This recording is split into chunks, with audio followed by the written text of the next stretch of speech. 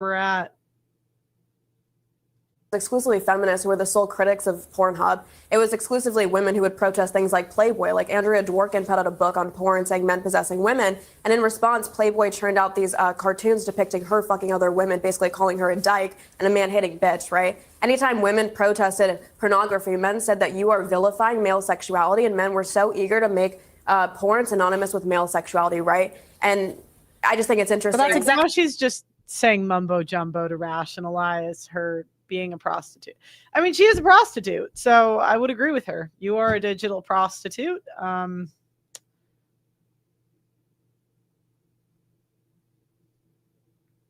That's all I got. What you do, like your customer base are men. You sell the girlfriend experiences to other women. I do have some lesbians on there, yeah. Okay, but it's predominantly men, and I don't think there's absolutely nothing feminist about what you do. You've just cut out the middleman, but you're basically working in the patriarchal economy, and you're commodifying the female body. There's nothing empowering about that. I don't know what your definition of empowerment is, but empowerment is not momentary autonomy, which is basically what you do. I can do what I want. Every human being should be able to do what they want, because that's by virtue of being a human being, you should have a freedom over your body. Empowerment is composed of three things. One, it's yes, exercising autonomy when you want. It's two, being able to make those choices responsibly and to live with the consequences. Oh my gosh. Oh my gosh.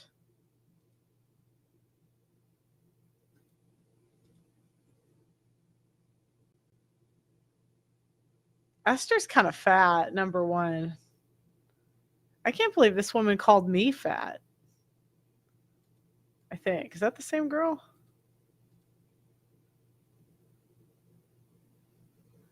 Maybe that's a different girl. She doesn't look fat there. No, that's a different girl. That is crazy. That is so crazy. Oh. She does pole dancing.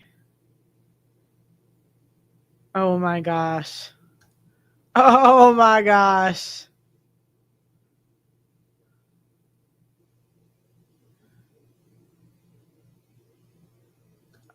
Oh my gosh. Which I don't think you actually can or really have contemplated it. But the third thing is making choices that don't limit opportunities that you have in the future. There's nothing empowering. But it seems to our best it. It's not it, but here's what she's getting wrong, because we're in this weird like female economy. It's not going to really limit her choices in the future. If anything, women's sexuality expands them. Do you think Kim Kardashian will be where she's at if she didn't sexualize herself? There at times it does blow up in women's faces, but I don't think she would have the option to make that much money as like a mid chick. She kind of looks like a young Mia Khalifa.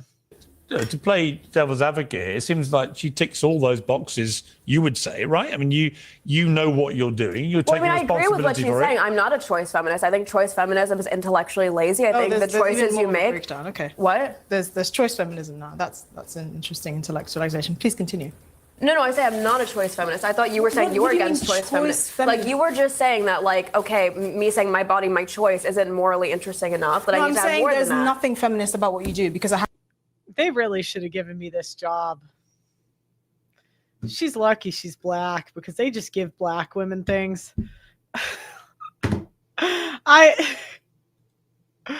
Oh my God. Both of these women just think they are smarter than they are. Oh, it's crazy. It has nothing to do with female empowerment. All you've done is cut out the question. Why is it? Isn't the whole point of feminist empowerment that actually a woman can do what she wants with her body? No, I actually don't even agree with that. No, it's not. Oh, it's not. It's not. Wow, I've been led up a garden path. Here would be my question to you. Why is it not degrading to get naked for your husband if it's degrading to get naked for public men? Yeah, because that's a very simple answer. Is it because you assume your husband's more likely to respect you? Because your husband is the man in your life most likely to beat, rape, and murder you. Your husband. Okay, number one.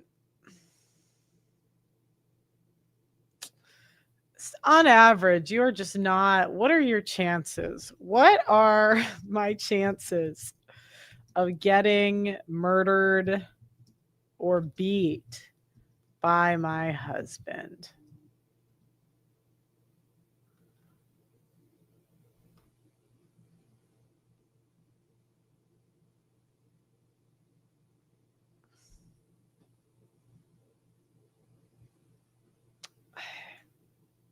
Hold on.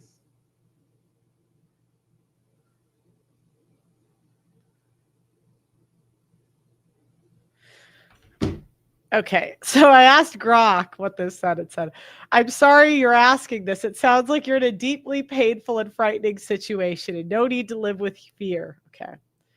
All right, what are my chances? I just want to know.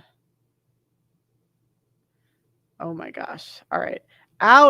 Stop giving me out of 100 marriages, how many women are beat by their husbands or murdered? Thank you. So it's saying about 20 women experience physical abuse. Intimate, yeah, because again, women call abuse everything. So I guess they're saying out of 120 women are going to claim abuse. That's the challenge is when you get into debates with these people, they're always going to bring up these stats that we know are bullshit, right? We all know that men aren't really beating their wives like that. But just anecdotally, right? Just with our eyes, but they'll gaslight you and say to believe women. Okay, how many of those marriages involve a arrest, right? That's what it would have to be. Not a police report, but an arrest.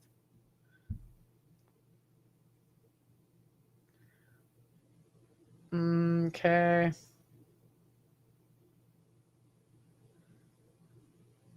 Are reported 7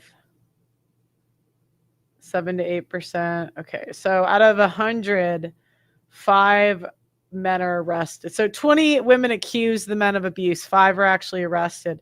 Out of the 5, how many are found guilty? Blah, blah, blah, blah, blah, blah, blah. Okay. Okay, so do you see how Grok even lies to you? So 2 out of 100. So my chance is 2 out of 100. Not great, right? I mean, if you believe those stats, you know. Okay, because that's where the feminists always they like make up these studies. 1 out of 500 are murdered. That's a lot. Come on, we all know. I mean. All right, let me keep. Husband's the man in your life who 58% of the time is going to cheat on you. Your husband's the man in your life who 50% of marriages end in divorce, and women cite that they felt disrespected, right? So, oh no, not disrespected. It's these streamers, they just learn to say stats really fast and they don't really talk through ideas. They just they really can't think that much. They just say stuff really fast and you're like, wait, what? If okay, this girl, I've seen her on podcasts, she's disrespectful. Like it's like half the time these streamers, they have no self-reflection.